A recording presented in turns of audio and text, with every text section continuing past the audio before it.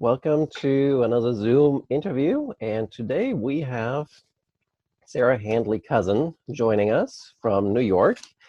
She got her PhD from the University of Buffalo, and she is currently the Associate Director of the Center for Disability Studies at the University of Buffalo, which is quite an interesting place to work, I assume. It And is, we're yeah. going to talk about Bodies in Blue, which got published last summer with UGA Press. So first, I want to start with how do you got interested in writing a book about Civil War disability and injury? So I was always very interested in the Civil War. That was always my sort of scholarly focus all through undergrad and my master's degree and all of that. But I was constantly kind of feeling around to find what like my niche was going to be. I was never someone who like had a specific, even like a specific battle or a specific thing that I was specifically into. I just loved all of it, right? And if you're gonna be a historian, you kind of have to narrow it down at some point, right? Unfortunately, sometimes. Yeah, unfortunately so, right? That's why teaching is so fun, because you get to broaden back out a little bit. But I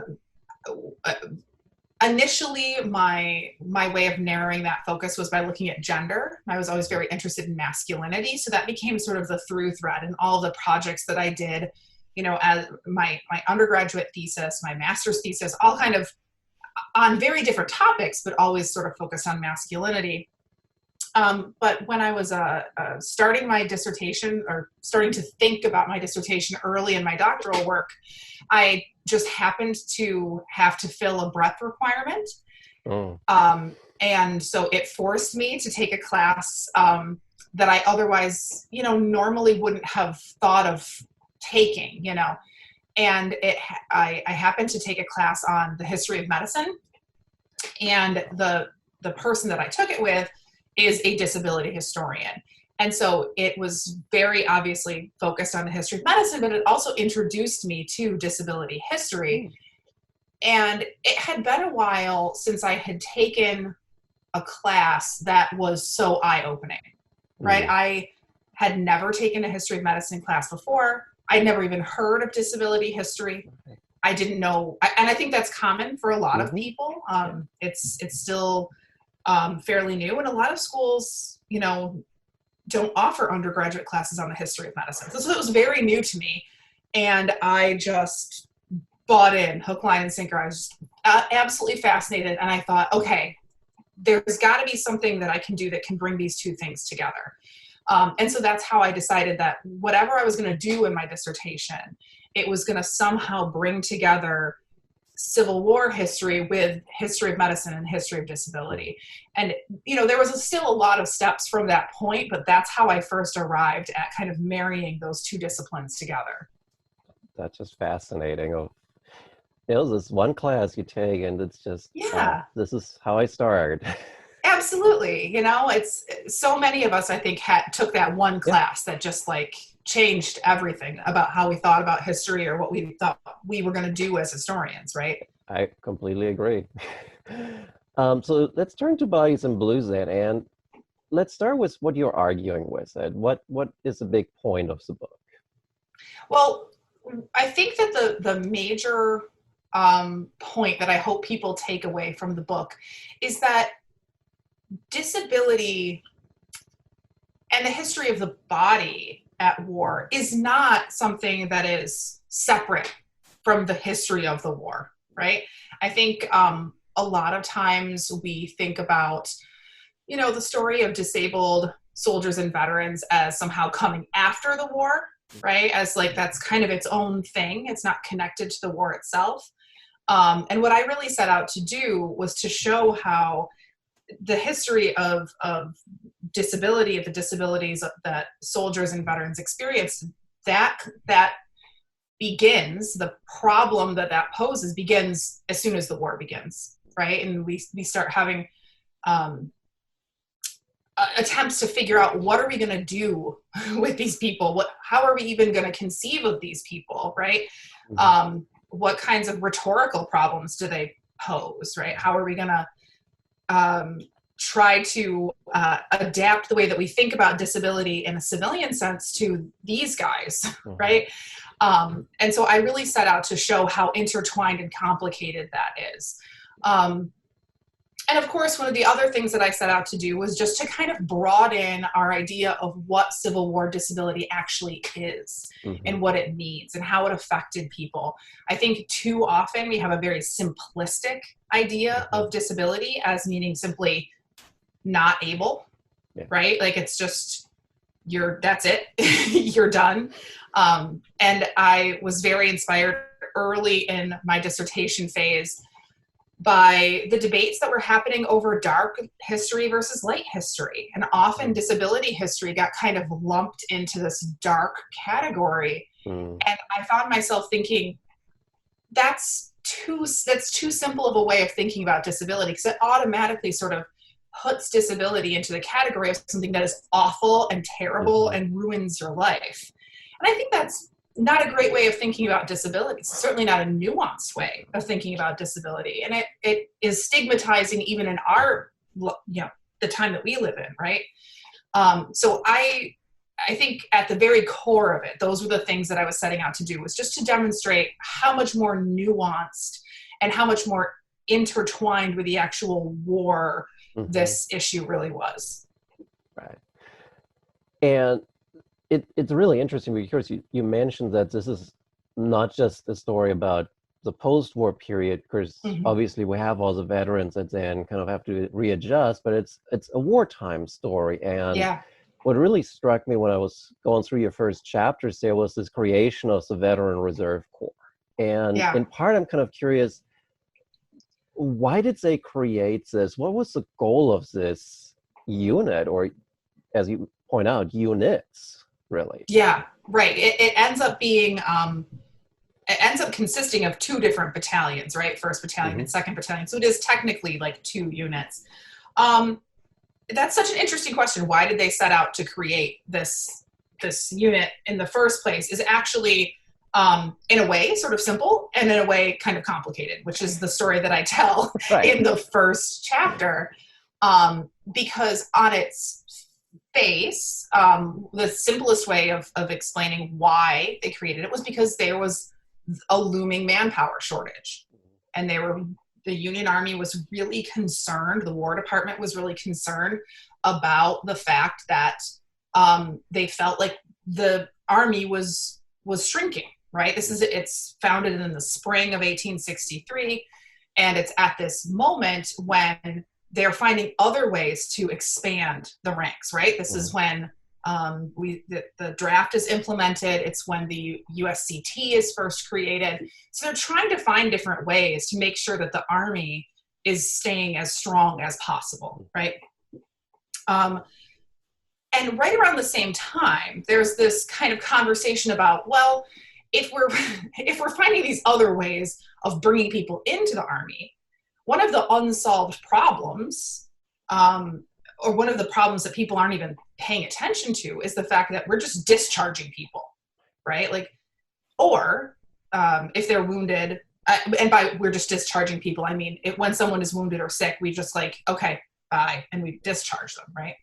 Because those decisions were made entirely by surgeons. So surgeons, and they didn't really even have like strict guidelines on who to discharge and when and that kind of thing. So it's just kind of arbitrary on their part, right? They had that decision completely. But also, on top of that, we have large populations of soldiers who are staying in hospitals to convalesce. So they're staying in the larger hospitals in places like Annapolis and Alexandria and Philadelphia and Washington. And they are still recuperating, right? They're convalescing, but they're also not acutely sick anymore. Like they can still kind of get around. So they're causing a lot of problems, right? Like they're drinking and carousing, and that doesn't look good for the Army, right? Like all of these kind of wayward, half-injured soldiers kind of causing problems in Washington, D.C. And so there's an attempt to make use of their labor by having them, you know, clean up around the hospitals or having them work as hospital stewards or something.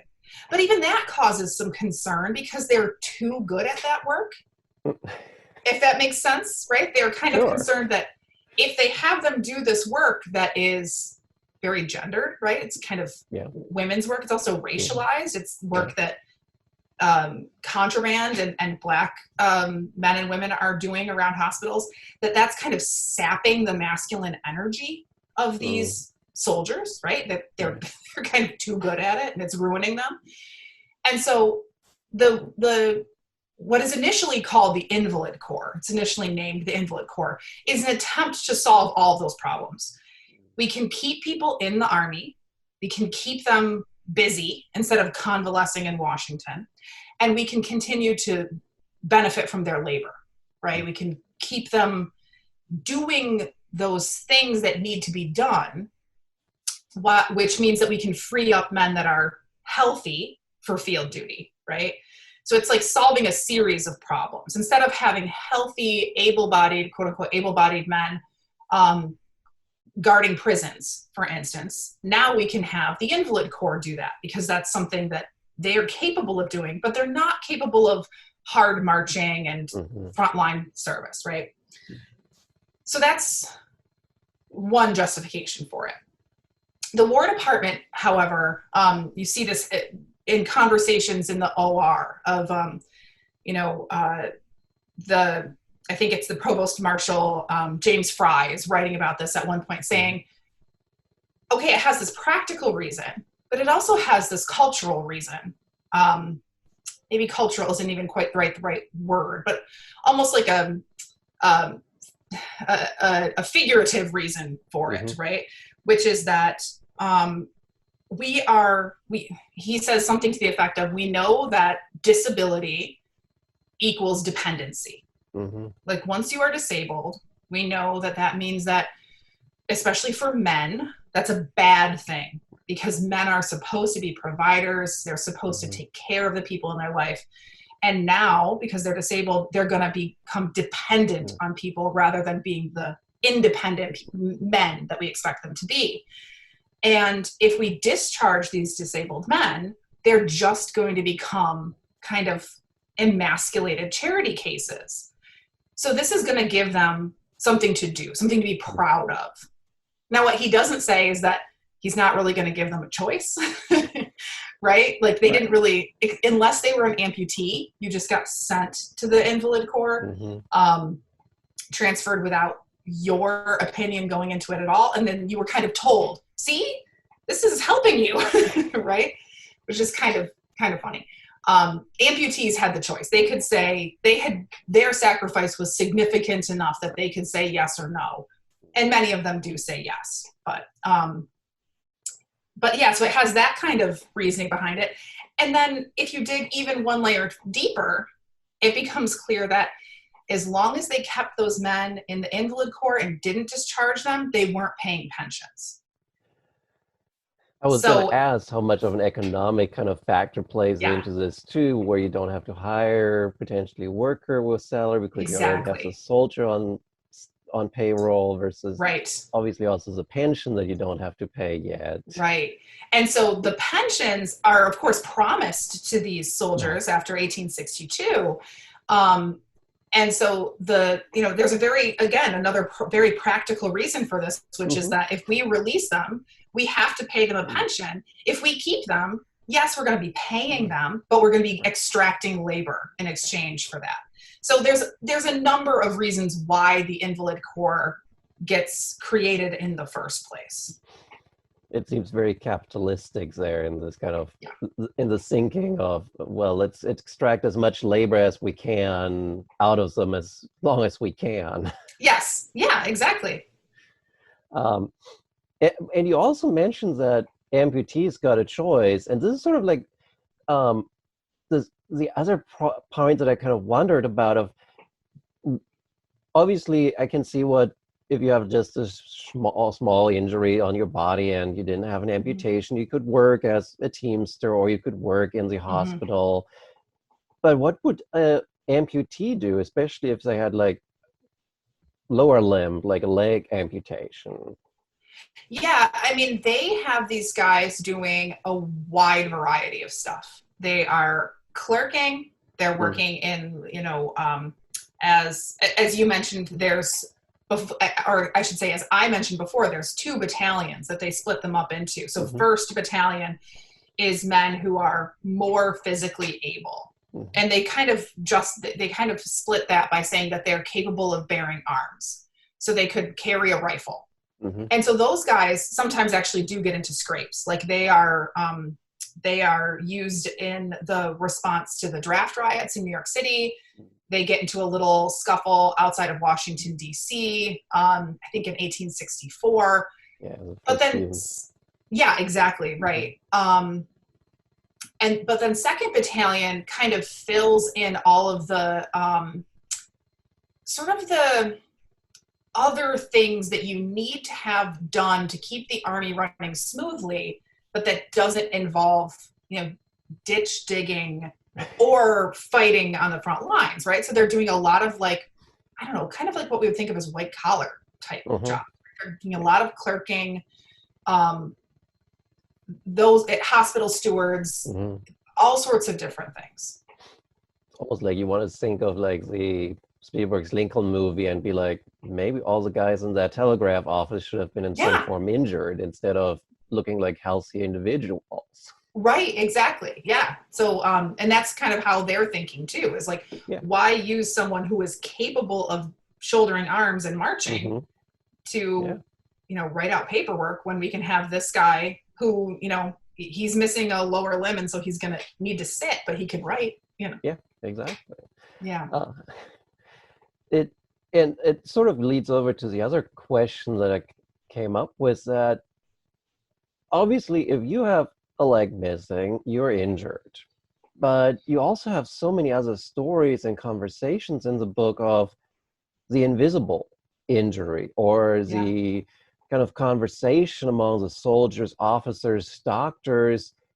Is this man who has, say, diarrhea or some other ailment, is that person really sick? And Right. how did they determine whether a soldier, obviously now beyond the medical, is sick or whether they can still perform their duties? Yeah.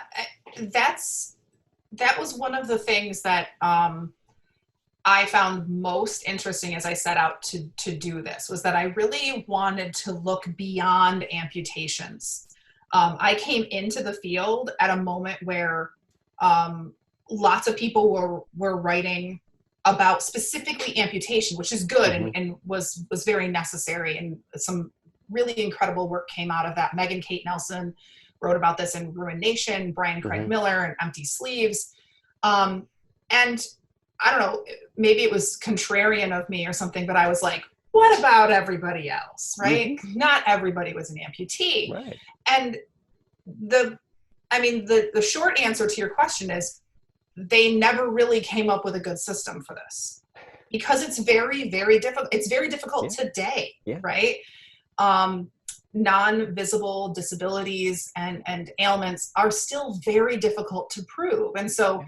it causes all sorts of problems with, say, SSD or with Medicaid or with workers' Hmm. compensation, where there's a lot of back and forth between doctors and other authorities, say attorneys, Mm. other people involved in these kinds of decisions, and the disabled person themselves. Right. And that's what I was finding during the Civil War, is that there was these kind of, conflicts between soldiers themselves and all of the authority figures that they Mm. had to go through in order to prove that they were as sick or as disabled as they said they were.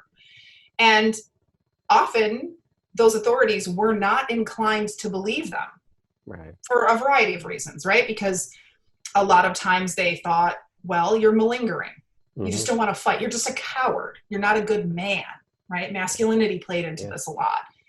Um, and so, in terms of how they were considered disabled enough to say be shunted into the invalid corps or to be discharged, that came down still to the surgeons, even though by the end of the war they had more kind of clear directions of like specifically what ailments got you into the invalid corps and what got you kicked out of, you know, discharged completely. It's kind of funny to look at that list because it seems very arbitrary. Like, I'm going to get this wrong, but I'm pretty sure that if you had lost your testicles, you could still go to the invalid corps, but if you had lost more than half of your penis, you had to be discharged. Like, it's very bizarrely specific, right? And especially when you consider anatomical knowledge at the time too. Sure, right, yeah, and conflicts over what, I mean, the more visible a disability is, the more easy it is for people to agree that it's disabling. Right. But when you come up to someone and you say, well, I have rheumatism was a big problem because it was very nebulous. The symptoms changed from person to person. They changed over time, over weather conditions, things like that. And so it was much all easier. The soldiers outdoors all the time in all kinds of weather. Right. And so it was very difficult for people to prove that that was a real thing, right? So it's, I hate to keep answering your questions by saying, well, it's complicated, but especially for that one, that really was complicated, right? There was never a clear-cut way of delineating disabled versus non-disabled. They tried very hard. I mean, as you see later on in the pension system, they come up with all sorts of ways of trying to say, you know, if you've been disabled in this way, you're 1/15 disabled versus 5/15 disabled. But bodies don't actually work that way. And so it didn't, as much as they tried to make that work, it didn't always fit. It also seems that we're placing a huge amount of power with the surgeons in these situations of whether you can get a discharge, whether you can stay, whether you have to stay in the hospital for a longer time to recover. But correct me if I'm wrong, we're talking not the most highly educated, especially from our modern day perspectives, doctors and surgeons here. So it somewhat feels like it really depends on who you get as a surgeon, how sympathetic they may be to your case. Absolutely. Yeah. I mean, that aspect of it is really important. If you had a good relationship with the surgeon, if you happen to know him beforehand, there's a lot of grumbling from convalescent soldiers that so-and-so was the surgeon's favorite, and so he got to go home on a furlough. Or it's very similar to the way that you hear soldiers grumble about their officers, right? Their officers are playing favorites. They like these guys because they're from their hometown or whatever, right? There's a similar dynamic with surgeons. And soldiers really were frustrated with the fact that they felt powerless in this. And this comes up a lot in the first couple of chapters in the book particularly, but I think one of the themes of the book overall became about power, right? And it very much became about the power, who has the power to determine what disability even means. And often the people who had that power were not the disabled people themselves, right? And so you have a lot of conflicts, whether it's in the invalid corps, where you have these guys who are saying, I hate this. I don't want to be in the invalid corps. They're calling me an invalid. That's a gendered term. I'm not an invalid. I'm a man, right? And resenting the uniforms, resenting the name, or later on in the book, I should say, I talk about conflicts that end up devolving into court-martials over this very question, right? Are you as disabled as you say that you are? And if you are, should that be an excuse for whatever thing you did that caused you to be court-martialed, right? So there's a lot of conflict over who has the power to determine how we should interpret your body. And that sort of leads to the other question that I kind of wondered about. the Invalid Corps, the Veterans the Veterans Reserve Corps, Right. we have it by 1863. And at Hmm. the same time, you already mentioned that this is a moment when you get the USCT coming into existence, when we get groups like the 54th Massachusetts. So we're going to start seeing African American casualties. Yes. What about them? Did they also go into this Veteran Reserve Corps, or was it that once they got injured and survived the hospital, because medical care, from what I gather, is not on par for African American soldiers, Right. were they just discharged at that Yeah. point? Um, that's a great question, and it's a question that I hope someone does this project. I'm not sure it will be me, but I have there are so many things that came out of this, and I'm like, oh, we need more on this, right? Well, that's what makes a good book. Yeah. There, African American soldiers were not allowed into the Invalid Corps. The Invalid Corps was entirely white. And there was an attempt at one point, there was a proposal anyway, to make a kind of corollary unit that was an Invalid Corps, but for Black soldiers. Now, the problem with that was not so much that it wouldn't have been useful, because it would have been, in the same way that the Invalid Corps, the labor that you could have gotten out of it, right? But more, the problem was more linked to ideas about Black bodies. And Black bodies were already perceived as inferior to white bodies. And so if you took a Black body, regardless of, putting the blue uniform on them and their kind of new status as soldiers, right?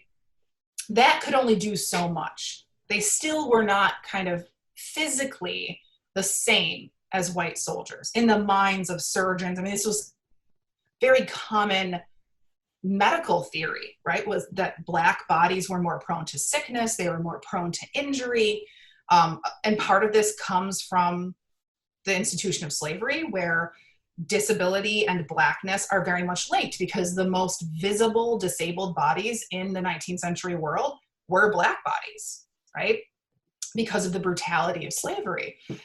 And so if there was some concern about whether disabled white men could be useful after they were disabled, then there was serious concern about Black bodies being useful. And so that proposal to create a segregated Black Invalid Corps didn't go any further. It was kind of bandied about, and they were like, nah, it's never going to be big enough. They're not going to be capable of as much stuff.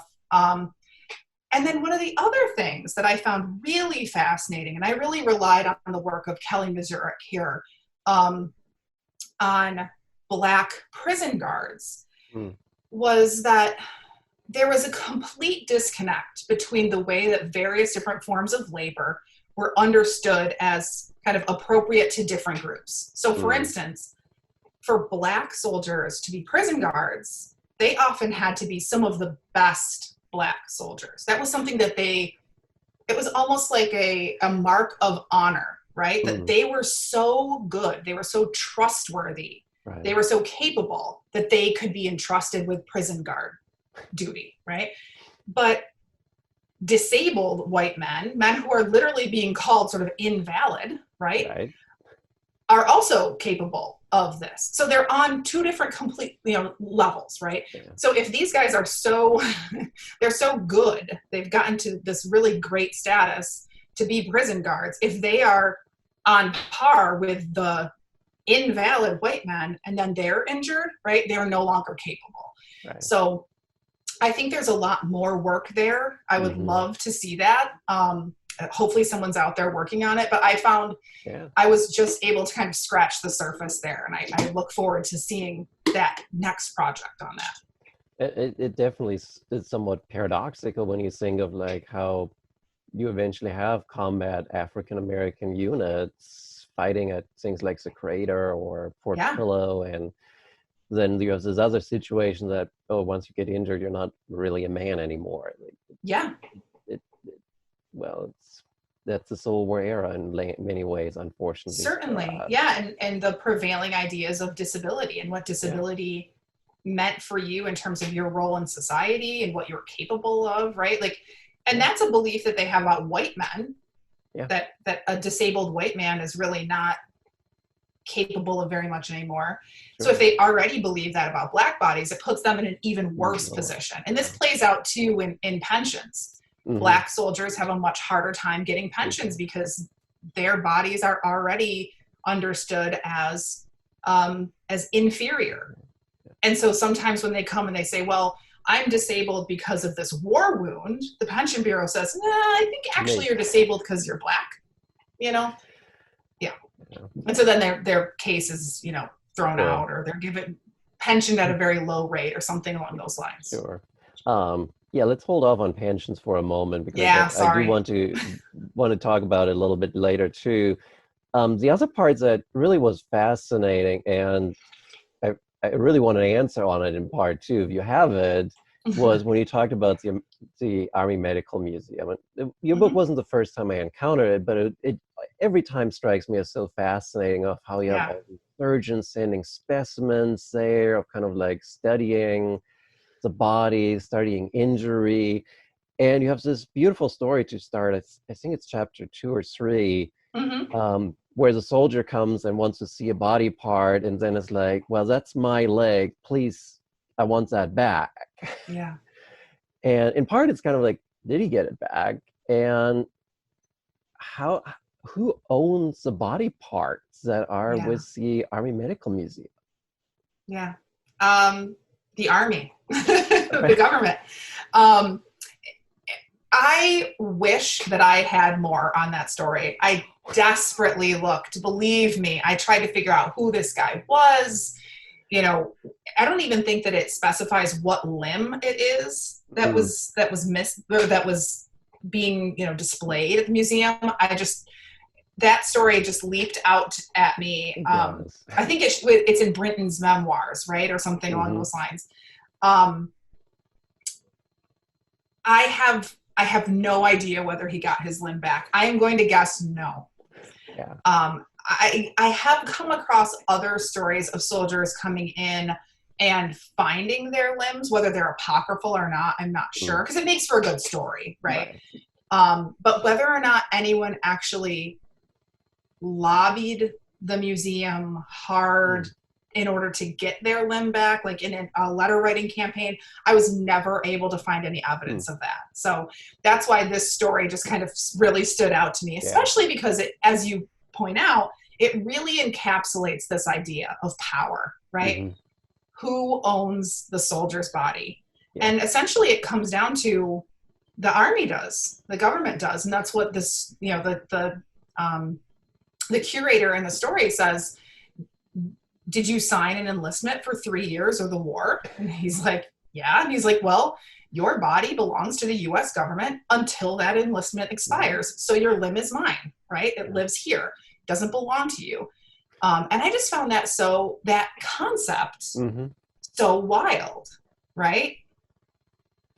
Yeah, it's just so weird to think that. I mean, we all know the story of Sickles and how he is so proud of his Yeah, leg being on display and all, but yeah, yeah, for general, okay, it's like you're famous, but for the average soldier, it's such a different kind of concept of like having to adjust. And we're all right. hear also the stories of how difficult it is for these volunteers to shed their individualism into this army unit at the start of the war. And this really speaks to just the general problems I feel like that you have of turning the citizen into the soldier during the start of the Yeah, war and during the duration of the war too.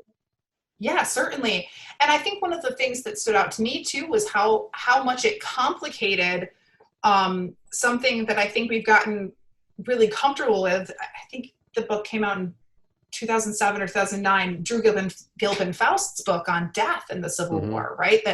That book, I think, really changed the way that a lot of us think about Yeah. the process of being wounded and the possibility of dying in the service, and how sort of sacred the body was, and how important burial was, and all of these things, how much that stood out in the minds of soldiers as they were serving, how much they feared, as you say, this loss of individuality, that they would be buried somewhere on a battlefield. No one would ever know where they were, right? And then at the same time, we see the Army Medical Museum sort of saying, well, actually, what you are is a jumble of specimens that I would like to take and put into my museum, right? And there's such a clash there, because that's absolutely stripping soldiers of their individuality. It's taking away the prospect of a sacred burial. Yeah. And it's reducing the experience of death and mourning and burial to scientific knowledge, right? What can we gain from your body even after death? Yeah. And this is complicated. It really is, because the medical profession in the United States was at a crossroads. This kind of the body represented, soldiers' bodies represented an opportunity for them to learn in ways that were really important, as Shauna Devine has pointed out in her book on learning from the wounded, literally, right? This was a really important moment for American medicine. And it's too simplistic even, for me to say, well, but it was unethical, right? It was unethical. And at the same time, it was something that doctors I understand why they wanted to do that, and why it was justified to them. And so it was a very tricky chapter to write, to kind of balance that. Mm-hmm. Definitely. And just kind of, I was thinking as you were talking of, like, this is probably something for a student to work on, really fun too, of kind of thinking about the whiteness and the white privilege that you have, where it's like, we can have this discussion about who owns the body for the white soldier. Yeah. But we're all okay with looting Native American graves to look at skulls and bones and figure out why Native Americans are in part inferior as a result of their skeleton remains. Right, absolutely. And I thought that was fascinating too, in that I found that the Army Medical Museum and the Surgeon General's office kind of had to work extra to justify this to the white public by saying, this is a continuation of the soldier's duty. This is the most patriotic thing that these dead soldiers can do. It's not that they actually didn't do the most patriotic thing by dying. They can still do something more for their country by doing this. They don't do that with Native American bodies. There's no need to. There's no need to justify the collection of those bones, right? They are simply scientific specimens to them. But they have to do a little bit more legwork with white soldiers. It doesn't always work. There's still a lot of soldiers say, like, no, you're not getting my buddy's body, right? Or they complain about it in newspapers later on, or something along those lines. But they at least make the attempt to recast the collection of white soldiers' bodies in this very patriotic way. Yes, definitely.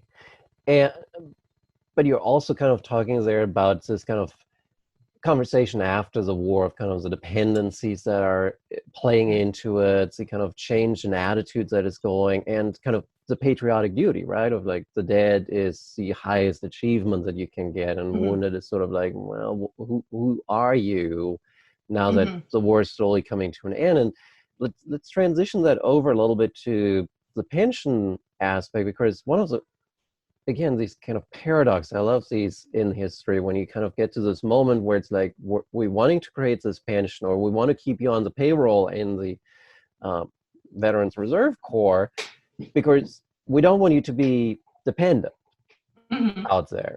But we're creating a dependence in you on the government, because we're paying you money, either in pension or on payroll, but we don't want you to be dependent on others to survive. So how mentally do you justify we're creating dependence to not create dependence? Yeah, I mean, this created decades of heartburn for the government, right? And huge conflicts that many of which I didn't even delve into. I mean, now his name is escaping me. Wrote the fantastic book on the pension system after the war. I can't think of it. But he writes about the former soldier who goes on to be the head of the pension bureau for a short period, who is I believe a double amputee. James Tanner. There we go. Is the name of the guy who heads up the pension bureau for a while. And that book is all about the huge conflicts between the government and the pension bureau and the GAR over how pensions should work and how big the pension system should be and how should we pay all of these things, right? It's incredibly controversial. But you're absolutely right. It creates a paradox, because we have to do something for the soldiers. The government agrees on that in 1862. We have to provide something. They've done this duty as a citizen soldier for their government, for their country, and we owe them something. And if we don't give them something, they will potentially go out and become beggars and paupers, and that's just going to look bad, right? We can't have the victors of the Union panhandling. They do anyway, of course, but we have to have some kind of safety net. At the same time, as that safety net inevitably grows and grows and grows and grows, that starts to also give them problems, because it's almost like it's kind of going out of their control, right? It's including more and more and more people. It becomes the single greatest expenditure of the US government by the end of the 19th century, I think. I mean, it's massive. Yeah. And they're very afraid that they're creating the very problem that they set out to avoid, right? They're very preoccupied with that. And they can't take away pensions completely. They can't blow up the system, right? So what they start to do is to try to make the pension process as complex and as meticulous as possible, so that it's not just handing them out. We have this impression that the pension bureau swelled because they were handouts. They were simply just giving soldiers money, right? But that's really not the case. The hoops that these men had to jump through, as we indicated before, to prove their disabilities is very difficult. I mean, there's a lot of steps they have to go through. There's a lot of paperwork. This is why many veterans end up hiring pension attorneys to do this stuff for them, right? It's very, very complicated. And then, of course, you also see just sort of like rhetorical debates in newspapers over are pensions actually ruining our veterans? There's a really interesting debate, fairly small scale, but really interesting, about, are Confederate veterans actually more masculine than Union veterans because they're not getting federal pensions, right? Which is not really true. They're getting they're getting state pensions, but this is kind of an oversimplified sort of political argument that people are making in newspapers. But I thought that was really fascinating, that they're saying the Confederates are actually doing this better because they're not helping their veterans at all, right? Well, that sort of leads to the other weirdness that I was kind of thinking about when I read your book, and kind of thinking about pensions, and kind of having just had Adam Dombey on, and he has like 1.5 chapters really on pension fraud in the Confederacy. And it was like, in North Carolina, it was like, did you serve? Yes, here. Pension. And it's like, there was no inquiry. I mean, you had people that were unionists getting pensions. You had people that barely served getting pensions. So the pension fraud was outrageously large. But what he says is it's ideology. We give you money because that way we can kind of keep this lost cause alive. And kind of keeps the Confederate victory perception alive. And it feels like that the winning side of this conflict never really connected the ideology of victory with kind of, how do we help the veterans of this war? Adam and I have had this conversation because I make the argument that and it's not even my argument, honestly. It's Theta Scotchpole originally made this argument Mm-hmm. that there really was not very much pension fraud in the federal pension system. It was a very, very small percentage. I can't remember the exact It would be number off the tough top to of my head. do. Yeah, it is tough to do, right? Because they have such exacting standards. Yeah. And of course, Adam is talking about how it's rampant, right? This Mm-hmm. pension fraud in the South. And so we've had conversations about like, we really should write something about this weirdness, right? That we're kind of arguing against each other, but in completely different ways, right? Because we're talking about completely different systems and regions and everything. But I think it's fascinating that there was so much fraud in the South, and according to the analysis that folks like Theta Scotchpole have done, such little fraud in the federal system. And what I found was that there was a lot of conversation about fraud. There was a lot of paranoia about fraud, very similar to how today there's a lot of talk about, say, welfare fraud, right? Or food stamp fraud. Mail ballot fraud. Mail ballot fraud, right, like voting fraud, whatever it is, right? Where the evidence shows that there actually is very little fraud. And when there is things like Medicaid or Medicare fraud, it's mostly being committed by the doctors, right? But the outsized conversation about fraud in the pension system really shows sort of how uncomfortable the federal government is with the idea of creating this quote unquote dependent class of men, right? And so what I write about a lot is this kind of attempt to solve this problem rhetorically by separating out veterans into all of these different categories. And that, yes, some of them, as you mentioned, kind of using pensions to prop up the ideology, right? Some of them are the true victors of union. Some of them are the best that our country had to offer. But a lot of them are mercenaries who just, all they wanted was the 3 square meals and the paycheck. The good guys, they would have fought even if we didn't pay them, right? This is the kind of fiction that they create after the war. A lot of them are malingerers. They're just trying to bilk the government for money. A lot of them are deserters. There's this idea that tons of deserters are getting pensions. And I'm sure some snuck through. But again, the amount of paperwork that these guys had to file in order to prove that they were eligible, that if there was even a whiff of desertion, they were like, bye, see ya. Like they just kicked they just rejected their paperwork completely. It's the difficulty of it is to the point where for soldiers who have very obvious injuries, even then there's debate over, well, but how impactful is that disability on your daily life, right? So it's very interesting to me that the federal system is so focused on kind of gatekeeping, and the Southern is so focused on, please let us give you money so that we can show how much we revere our veterans, right? There's something very interesting there, and I really hope that Adam and I do make something out of it, because I want to take this beef further. Well, I will bug him at every conference I see him from now on that. You two work on that. But it also seems like what you're talking about is very much this general 19th century conversation of what makes you destitute, what makes you a deserving poor. I mean, you see it I've done a good bit on British studies when you kind of who can get into the poorhouse in Great Britain or Ireland. You get that in the US on like the pensions after the war.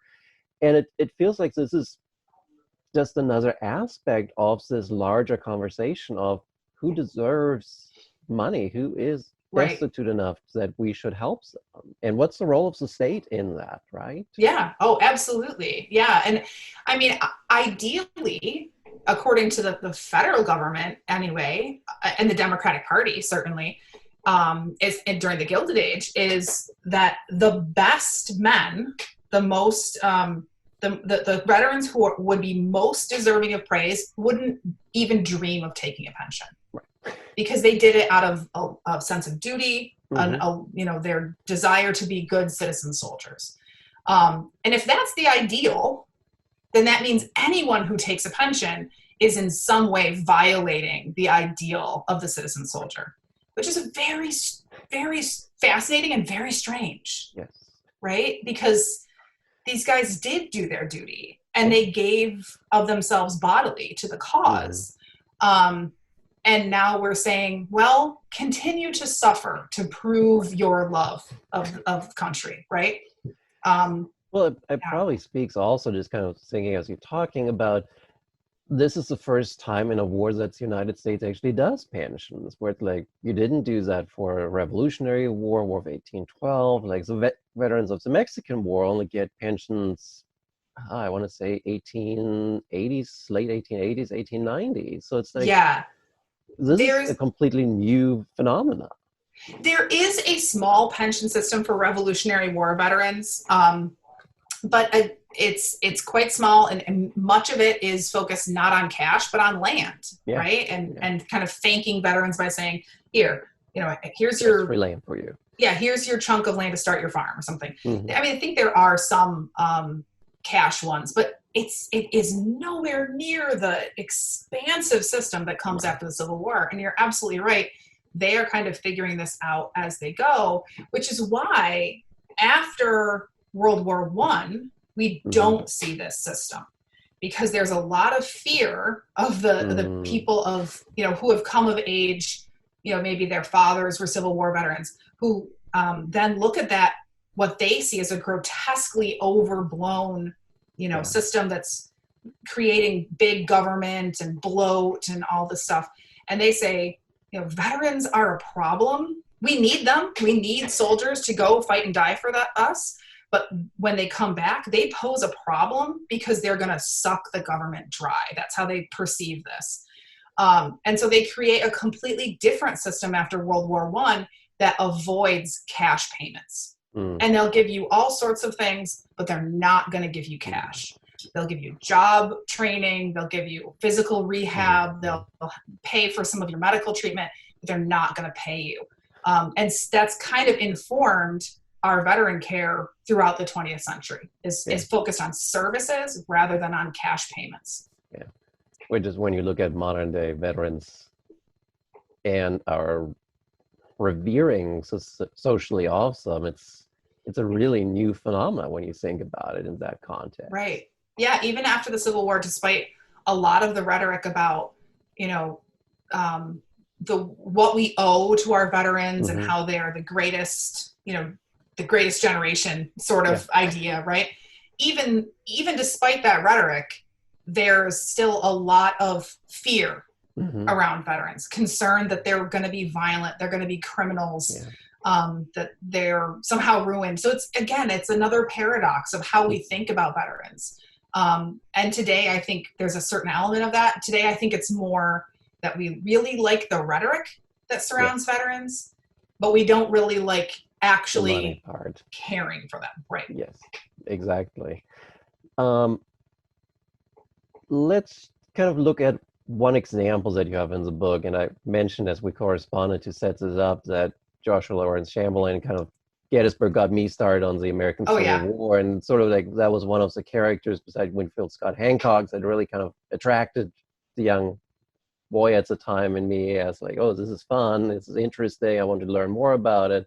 Yeah. And I was really impressed of like what you had to say about Chamberlain and how he really, I felt like, spoke to all the subject matters that you have in the book with the invisible injuries, the pension struggle he has. So can you run us a little through what you have with regard to Chamberlain and his injury pension problem?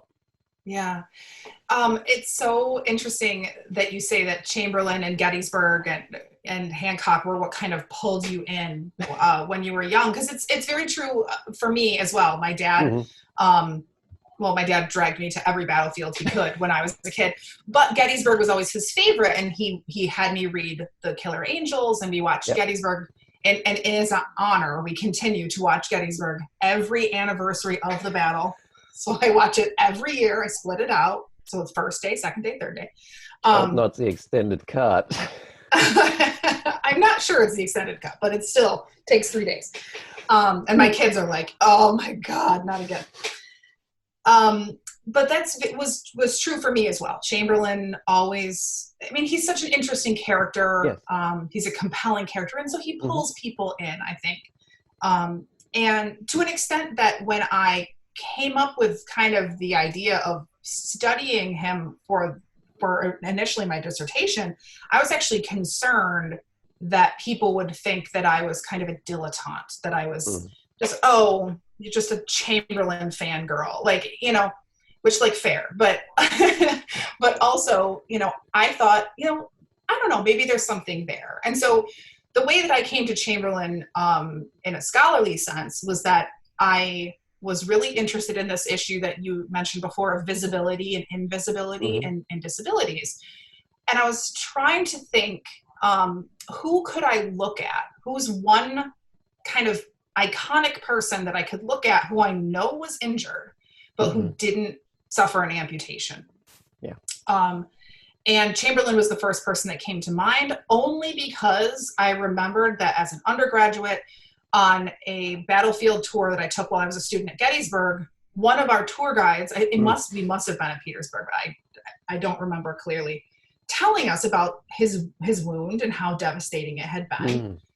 And the tour guide, the battlefield guide, had said something to the effect of that he died of that wound, but it took him 50 years. And that must have gone into my brain and lodged somewhere, because it came back out, many years later when I was looking for someone. And so I pitched it to my advisor, and she said, sure, go for it. Like, Yeah. I don't know, like, maybe there is something there. Who knows? And I was a little skeptical because he has been written about so Hmm. much. There are several biographies on him. He's a well-known character. Surely if there was more to the story, we would have gotten it by now. Right. And so on really a wing and a prayer, I drove up to Brunswick, Maine, to where Bowdoin is and to where Chamberlain spent most of his life. And just started poking through whatever I could find at Bowdoin and at the Historical Society. And his church had some records of his, Oh, which was wow. really cool, or of his family members. Um, and I found that there was a lot more to the story. Mm. And I leaned very heavily on the research that Alice Rains Trulock had done for her huge, excellent biography, In the Hands of Providence, because she had done all sorts of medical research and then not put it in the book. And so I owe her a great deal, for having the thought to gather that material. Yeah. And then maybe it just didn't fit into the book. Hmm. Maybe it was, I mean, the book is already very long. But so to tell briefly kind of what I found, if you're familiar with Chamberlain at all, you know that he was the colonel initially of the 20th Maine. And he goes on to become brigadier general, so that by the time he is at Petersburg, he is leading the Fifth Corps or the men of his brigade in the Fifth Corps into across the field into an attack on the Dimmock line. They're trying to punch through the Dimmock line to get into fortified Petersburg as part of the Hmm. campaigns there in 1864, the early June 1864, trying to capture Petersburg. And as he is leading his men, there's kind of a marshy area in front of him, and he thinks, oh no, we are going to get stuck in this mud. He's trying to signal his men around that area. So of course, in true Chamberlain fashion, he like holds up his saber and holds up the flag of the Fifth Corps, and he's like, this way, right? And just as he does that, he's shot in the hip. I get this wrong every time, but I believe it's the right hip through to the left hip. The mini ball enters into his hip bone, cuts through his body, severs his urethra, clips his bladder, causes massive internal injuries, Hmm. and gets lodged in the bone of his other hip. And he falls. Initially, he thinks he's been shot in the back, and he thinks, "What's my mother going to think? That I've been shot? They're going to assume that I had my back to the enemy, right?" Hmm. And then he's very gratified to find that the blood is actually spurting out of his hip. He writes about this. It's with this kind of dry wit, where he's like, "Oh, good. I'm bleeding profusely out of my hip. At least I will die knowing my mom doesn't think I'm a coward, right? And he's convinced he's going to die. He's taken to the field hospital where the surgeons kind of, look at what they have, and they do make an attempt to remove the bullet. The only way they can do that is they don't have the wound is so significant that it's kind of beyond the scope of their small tools. And so they use a ramrod to try to poke the bullet out. I'm sure that was deeply unpleasant. And eventually they say, this is beyond our capability. And we kind of think you're going to die. And he actually at one point says, like, just set me aside. Like, there's nothing, we all know that this is where this is going. Just set me aside. And so he writes a letter to his wife, basically saying, I'm dying. That letter is at Bowdoin. If you ever have a chance to get up there and look at it, it's really powerful because it's got blood all over it. It's really something. But he doesn't die. And so the next morning they are able to right. They are able to patch him up enough that he's moved to by hospital ship to Annapolis. And he starts undergoing what will become a very long series of surgeries. He continues to have surgeries on this wound up through the early 1880s because of the internal damage that it causes. And it never fully heals. Part of the problem with the wound is that initially when he was wounded, he was given a catheter to use. That catheter was, I believe, made out of perhaps glass. It's not totally clear. There's differing accounts of what the catheter was made out of. Either way, the catheter caused an irritation to the point where it created a fistula, which is an unnatural opening at the base of his penis. And it meant that for the remainder of his life, urine voided through that fistula because there were several attempts to close it, but it always reopened.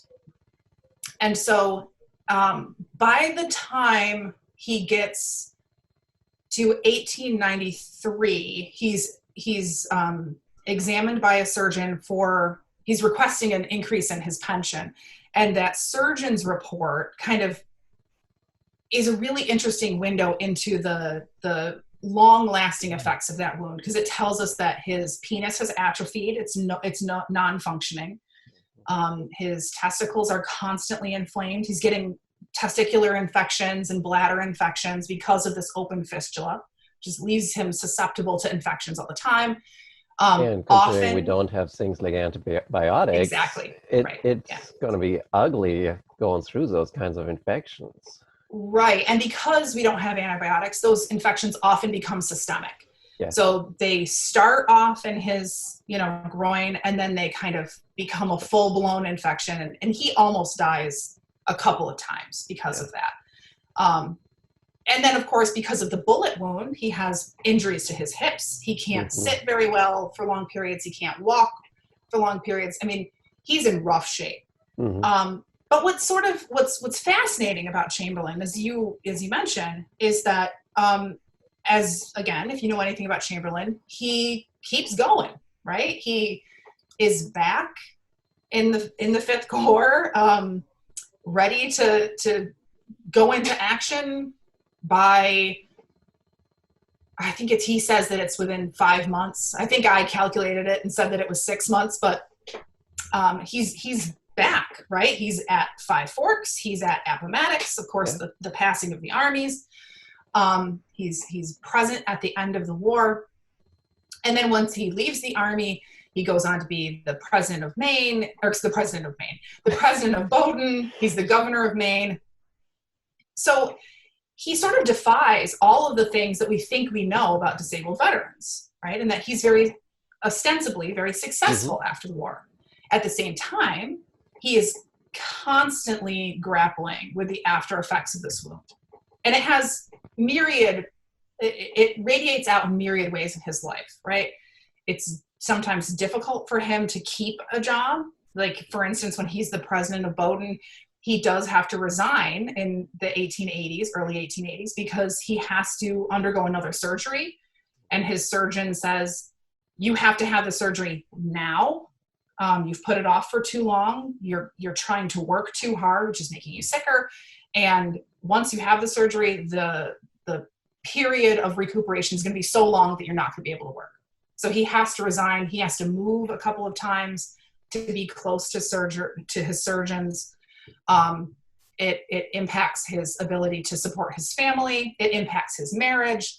And so he's a really rich character for this. He encapsulates a lot of what I was trying to say in the rest of the book.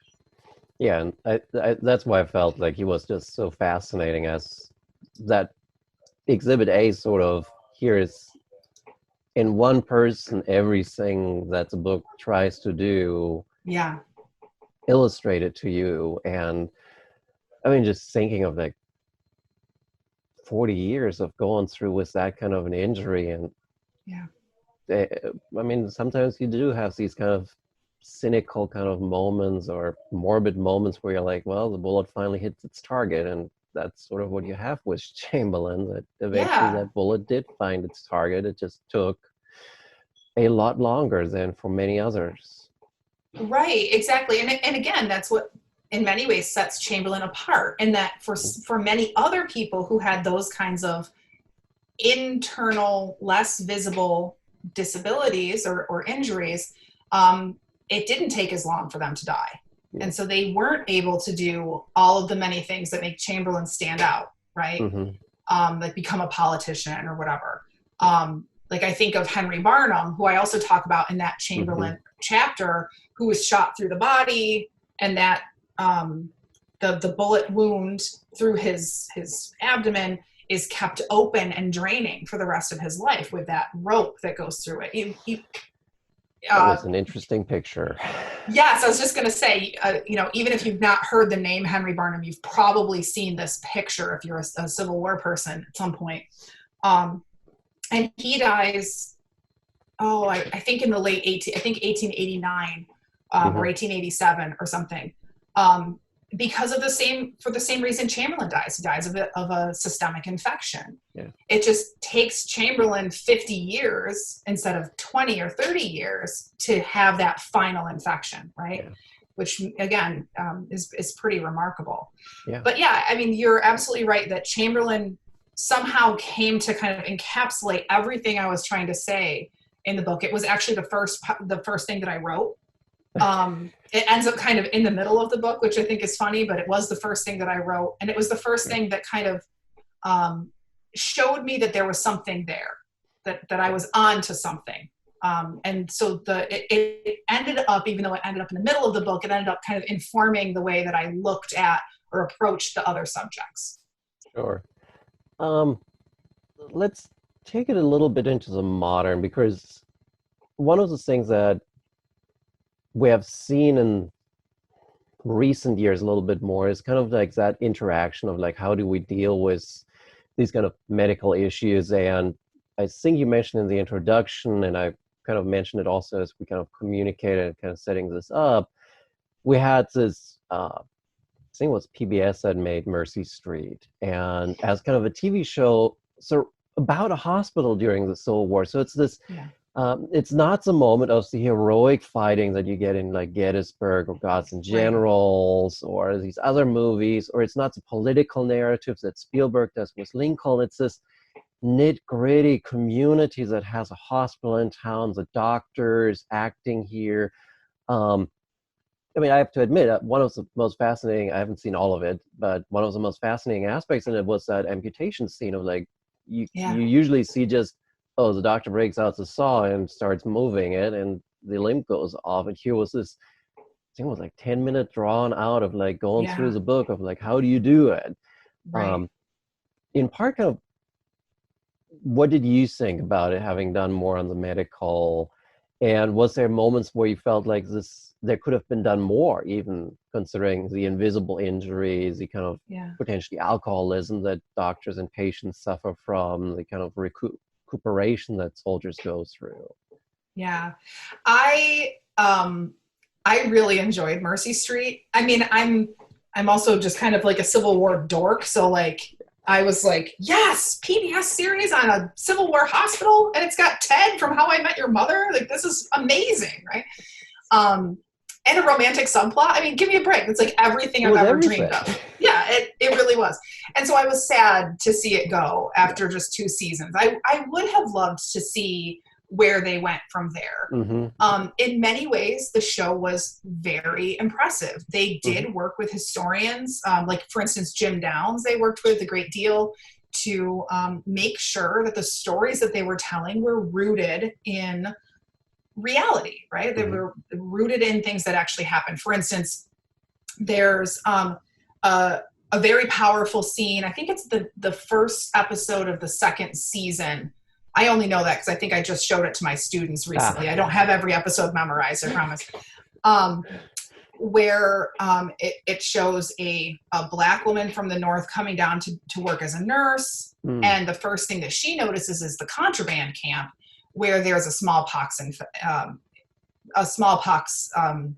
epidemic, kind of infestation, right? Sort of an epidemic sort of brewing. And she's trying to make the argument that the smallpox epidemic is going to affect everyone else. It's not just going to be limited to these Black bodies. But that kind of storyline about smallpox and contraband camps, was directly influenced by Jim Downs' work on, in his book, Sick from Freedom. And so in that way, it was really impressive. My favorite true story in the show was in, I think, the very first episode, where a soldier comes in and he's gripping the flag.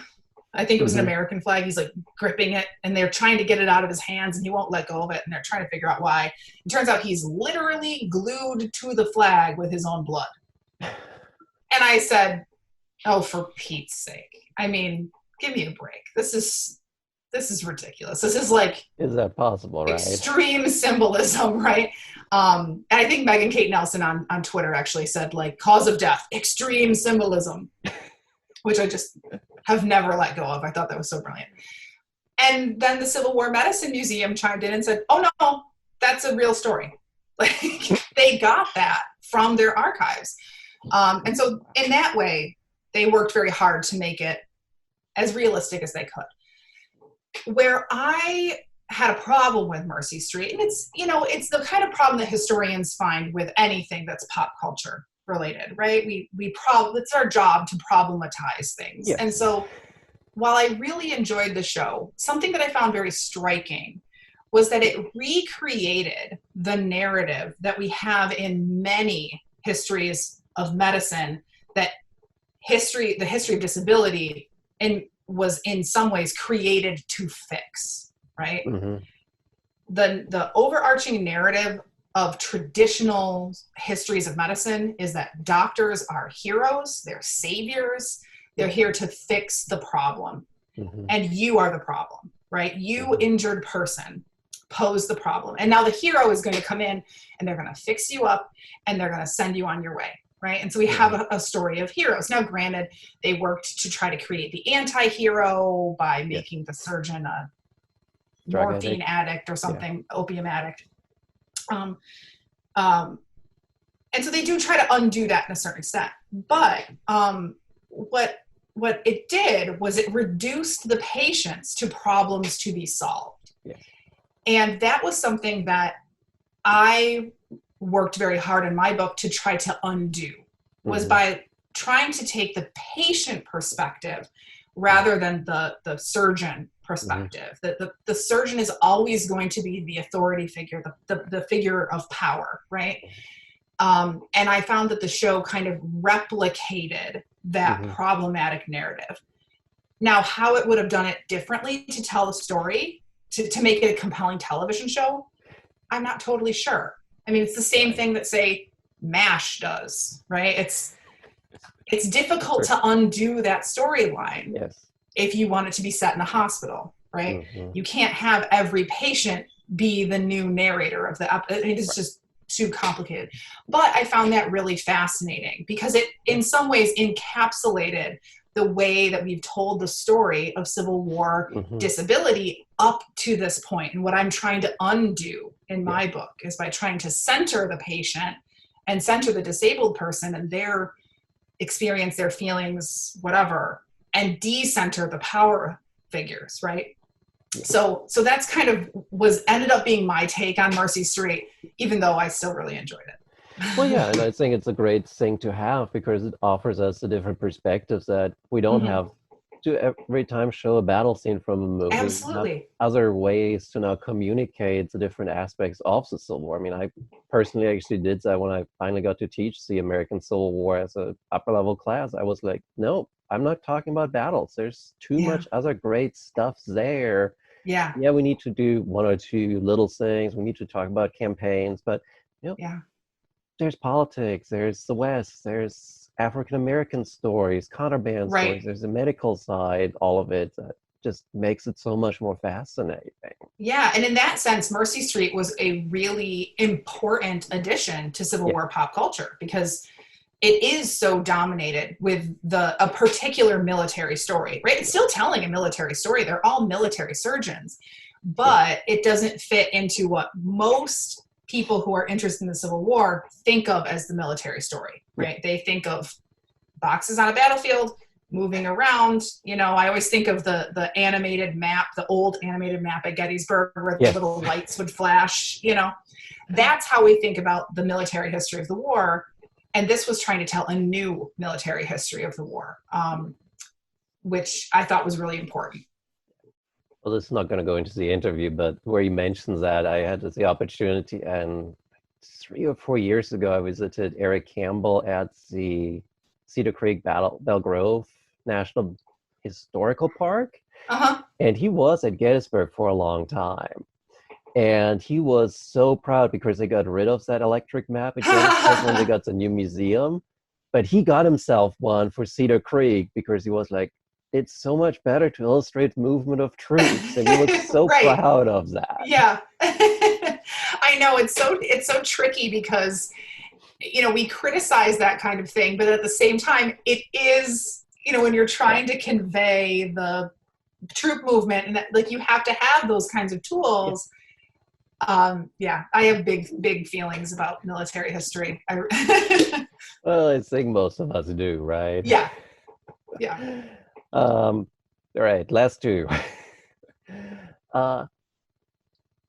So we have Mercy Street as kind of a modern example of like Civil War medicine, but it seems also kind of when you look at the ongoing debates that you have with Veterans Affairs these days, and I'm always reminded that in 2016, it wasn't the campaigns, the current incumbent of the White House made the comment that all these soldiers suffering from PTSD, it's just, they can't handle it. And can't handle war. And it feels like that there's still a significant amount of people out there that when an injury is invisible, whether that is psychologically or if that's actually a bodily injury, that there's still a certain dismissal that only the person that actually has a visible injury can be perceived of as a injured veteran.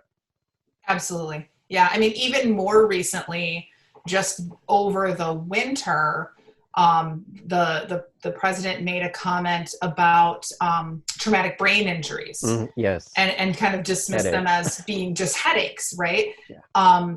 And I found that very striking because it comes back down to this kind of difficulty that we have to perceive of disability that isn't visible as real, right? Because disability in general is so stigmatized and has been since well before the Civil War, right?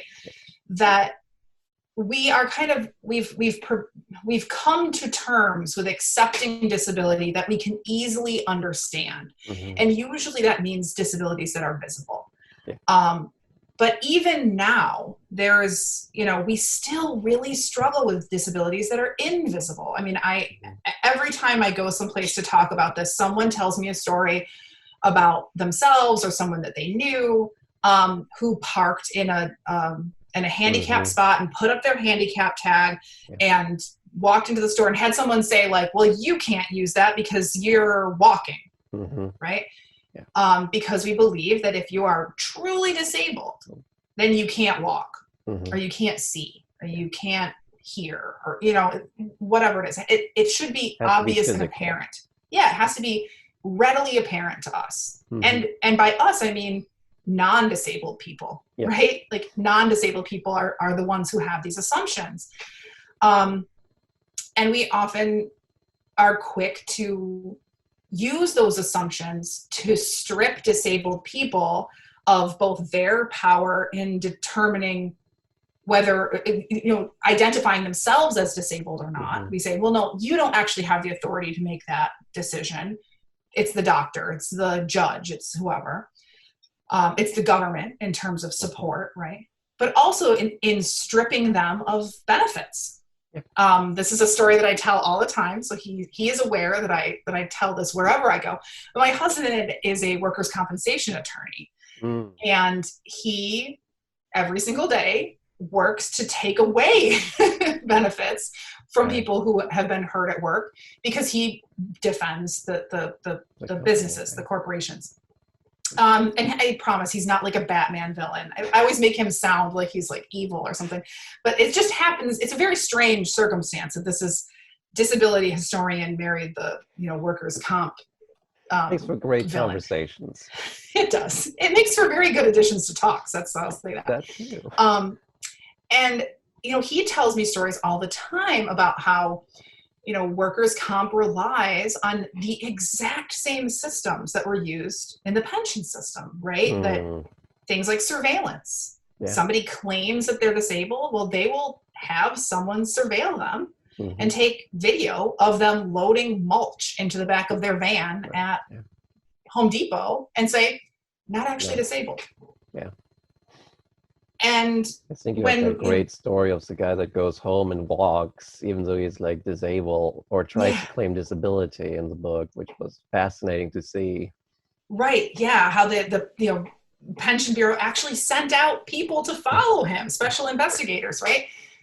That's how invested we are in the idea that disabled people are somehow out to get us. They're trying to bilk us somehow. They're trying to trick us. And it's our job to unveil that. And it's very much still something that we deal with today. And you know, the president has made many comments about this, particularly around veterans and what he thinks. It is kind of odd, right? Because we are much more accustomed to, you know, politicians being almost in a way waving the bloody shirt, right? Kind of trying to make political hay of veterans issues. And this president is certainly does that to a certain extent, right? He's very nationalistic in many ways, but at the same time, very quick to state what he thinks is and isn't masculine for a veteran to do or to experience or to, you know, right?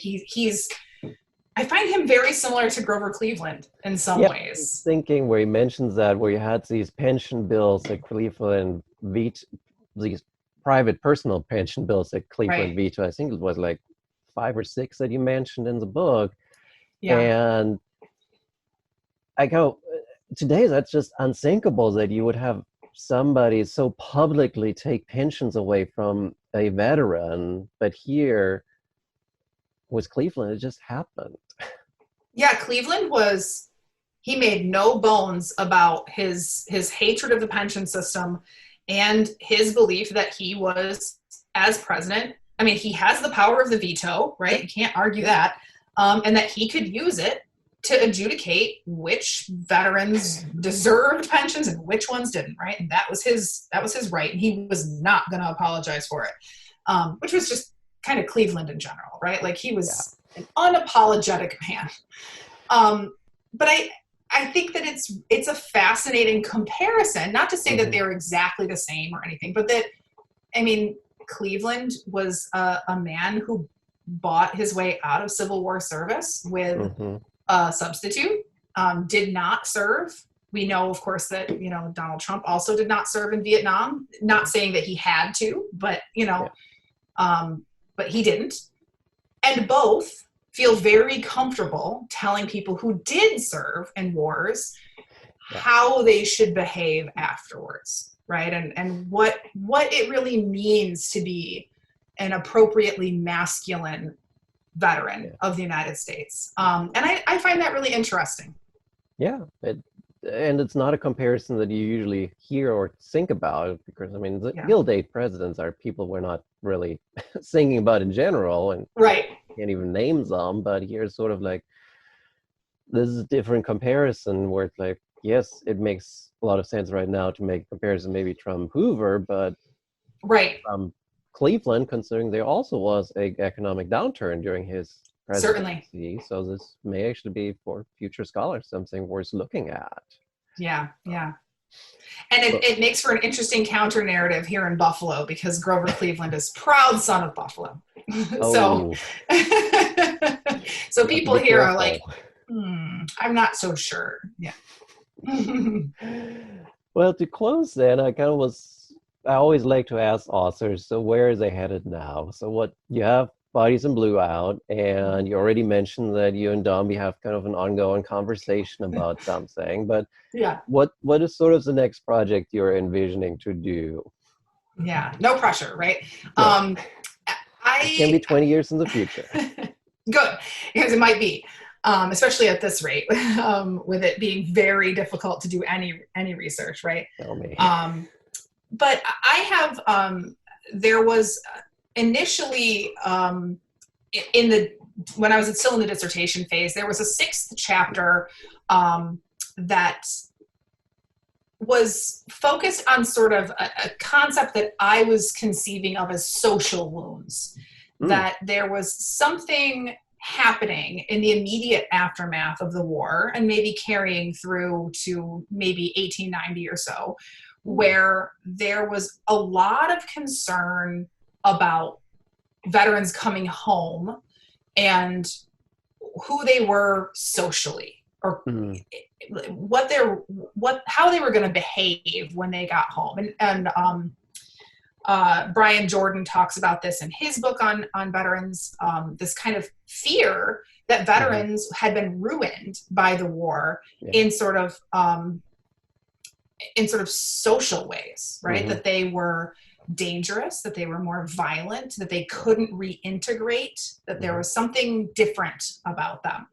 And I was really fascinated by that idea. I did find a lot of stuff, just enough stuff to tell me that there was something there. That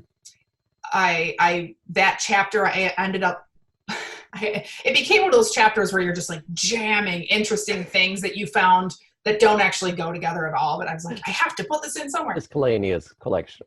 Exactly.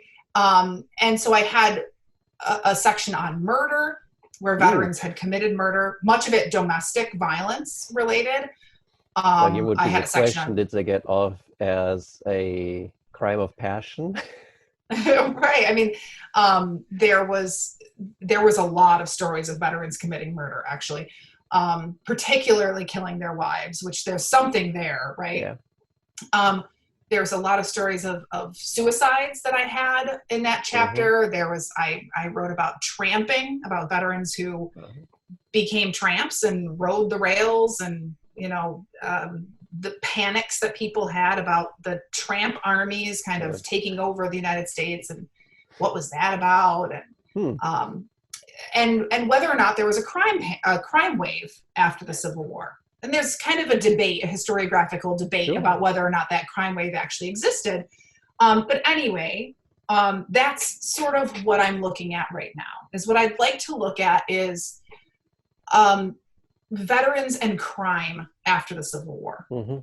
So were they actually committing crimes? Were they committing crimes in any greater extent than they were before the war, right? I mean, is there actually an increase in crime? Or is it more that there's just a belief that there's an increase in crime? And then how do we make sense of that when at the same time people are saying, these veterans are the victors of the Union. They are the Mm-hmm. best men that we have. They are our citizen soldiers.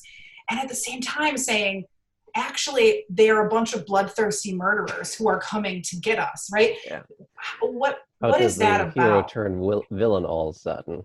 Yeah, I don't have good answers for that yet, Yeah. but that's one thing I'm working on. And then I'm working on another book with my producers, like co-producers with the podcast that I work on, which is about spiritualism in Mm-hmm. upstate New York. It's very different. Yeah. I'm kind of stepping away from my Civil War historian day job to look at one particular town in New York State, which is about an hour away from Buffalo, called Lilydale, which is a intentional religious community created of spiritualists. I think you have to be a member in good standing of the Spiritualist Church, and you don't have to be a medium, but many mediums live there. Oh. It was founded in the late 19th century and has continued to exist since then. And they open every summer as almost like a tourist attraction for people to come in and get, have their Spiritual experiences. have their spiritual experience, speak to the dead, this kind of thing. And so we're working on a book right now about sort of where that comes from and how that fits into the larger story of New York State's religious history, and specifically in terms of like the Second Great Awakening in the burned over district and women's rights, all kind of being kind of that atmosphere that's kind of roiling in New York State before the Civil War. How does that influence the foundation of this town after the Civil War? So, yeah. That sounds fascinating. Thank you. I hope that it ends up good. We're in the early stages of it, but I'm excited about it. You definitely learn a lot about that movement, I'm sure. Yes. Yeah. Well, I guess that covers everything I had on the list. So thank you for joining us. Thank you so much for having me. It was really great to talk to you about all of this stuff. Yeah, it was a great conversation. Learned even more than from the book. Well, that's good.